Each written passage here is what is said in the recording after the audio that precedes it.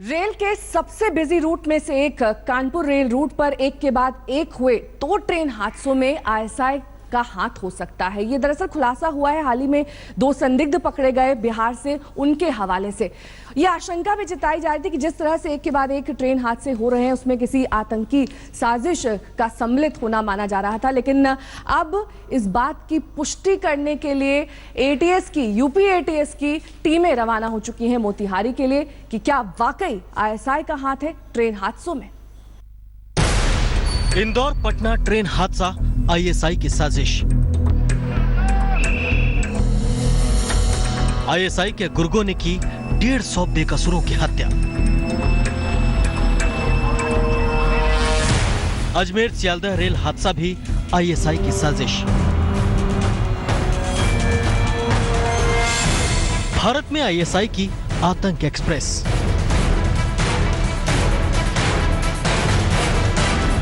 नवंबर को कानपुर के पुखराया में दिखा मौत का यह मंजर हादसा नहीं, पाकिस्तानी खुफिया एजेंसी आईएसआई की साजिश थी।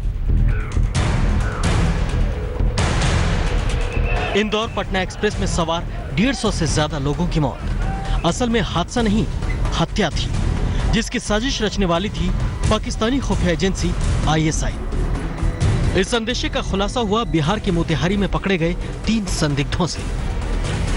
पुलिस के द्वारा 3 व्यक्ति उमाशंकर पटेल, मुकेश यादव और मोती पासवान को रक्सौल अनुमंडल के विभिन्न क्षेत्रों से गिरफ्तार किया गया है। इन तीनों से जो पूछताछ के आधार पर 2 लड़के जो आदापुर थाना क्षेत्र के अरुण राम और दीपक राम, इनका नेपाल में ले जाकर हत्या कर दी गई थी। इस मामले का उद्भेदन किया गया है और इसी मामले के उद्भेदन के दौरान में घोड़ा सहन पर रेलवे ट्रैक पर जो बम प्लांट किया गया था 1 अक्टूबर को, उस पूरे मामले का उद्भेदन किया गया है। इस मामले में जो हम लोग के इन्फॉर्मेशन के आधार पर 3 व्यक्तियों को नेपाल में भी गिरफ्तार किया गया है, ब्रिजकिशोर गिरी, मुजाहिर अंसारी और शंभू उर्फ लड्डू। जो जानकारी अभी मिली है कि मोतिहारी में कमलेश पासवान नाम का कोई व्यक्ति पकड़ा गया है और उसने स्वीकार किया कि मोतिहारी के आसपास रेल पटरियों में जो पेन ड्राइव लगती है उसको उसने खोला था और उसने ये भी कहा है कि उसी गिरोह का हाथ पुखरावा वाली घटना में भी है।